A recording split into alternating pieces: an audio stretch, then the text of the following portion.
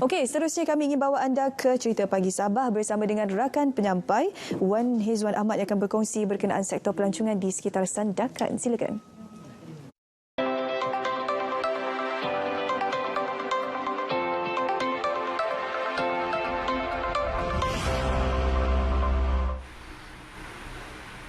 Baik, terima kasih rakan penyampai di Angkasa Puri. Assalamualaikum, selamat pagi dan salam sejahtera.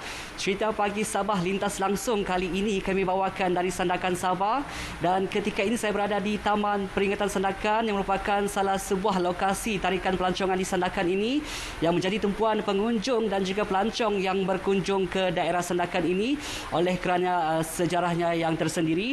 Dan untuk makluman para penonton, Taman Peringatan Sandakan ini diwujudkan sebagai memperingati semua tawanan di kem Sandakan yang meninggal dunia semasa kawat maut Sandakan, dan kepada mereka yang meninggal dunia semasa kawat Keranau, dan ia juga bagi mengiktiraf penderitaan dan juga pengorbanan masyarakat tempatan.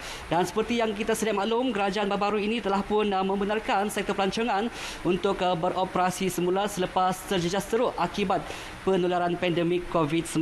Dan untuk memperkatakan lebih lanjut mengenai sektor pelancongan di Sandakan ini, bersama dengan yang berbahagia Timbalan Presiden 1 Majlis Perbandaran Sandakan, Puan Faridah Hagiau. Baik, Assalamualaikum dan selamat pagi Puan.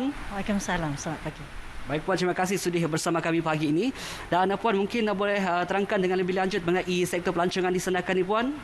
Ya, seperti yang kita sedia maklum, Sandakan merupakan salah satu destinasi pelancongan. Sebelum berlakunya pandemik COVID-19 ni, Sandakan memang sudah berada di mata dunia. Khususnya misalnya dari segi ekoturism, dari segi heritage tourism, dan juga beberapa aspek dan termasuklah juga industri makanan seafood.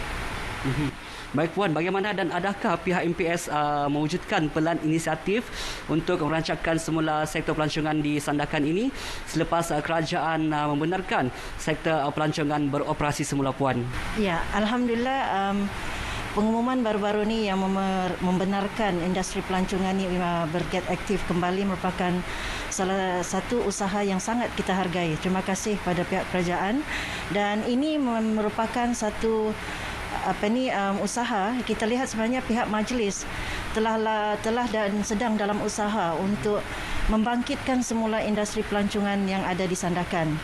Jadi sebenarnya memang pelbagai inisiatif yang telah dan sedang dirancang, dan sekarang ni kita sebenarnya pun dalam usaha untuk memfinaliskan draft bagi penyediaan satu pelan induk pelancongan, pembangunan pelancongan daerah Sandakan.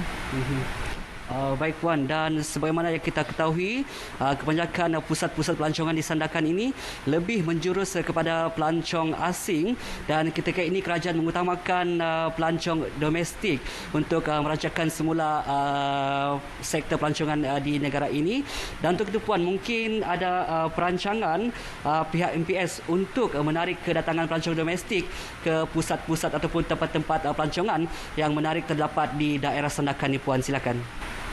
Tarikan untuk domestik, pelancong domestik memang ada, dan inilah yang sedang diusahakan di bawah Jabatan Pelancongan Majlis Perbandaran Sandakan, dan juga bantuan daripada Kementerian Pelancongan dan STB, dan juga pemain-pemain industri. Kita kini dalam rangka untuk memberi satu impak ke industri pelancongan yang mampu menarik pelancong-pelancong tempatan di Sandakan.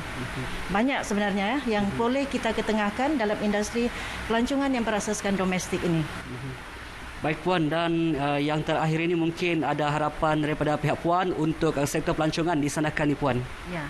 Kita mengharapkan semua pihak kita bekerjasama untuk memastikan industri ini hidup kembali. Sebenarnya sudah ada, cuma kita membangunkan dan memberikan tumpuan khusus yang lebih kepada industri-industri tempatan. Jadi kita memohon agar pemain-pemain industri untuk sama-sama dengan kita berjuang untuk membangunkan balik dan menjadikan Sandakan kembali di mata dunia dan mata pelancong-pelancong tempatan, menjadi satu destinasi tumpuan yang akhirnya boleh kita jadikan satu asas dalam kita memberikan pembangunan ekonomi kepada masyarakat. Dan ini sangat penting terutamanya dalam usaha kita untuk menjadikan sebagai salah satu naik taraf kepada Majlis Bandaraya kelak, insya-Allah. Baik, terima kasih Puan. Terima kasih. Baik, demikian tadi bersama dengan Timbalan Presiden 1 Majlis Perbandaran Sandakan, Puan Faridah Giau, yang telah pun memperkatakan lebih lanjut mengenai sektor pelancongan di Sandakan ini. Dan untuk itu, sekian saja cerita Pagi Sabah kali ini. Dan seterusnya kita kembali bersama dengan rakan penyampai di Angkasa Puri. Silakan.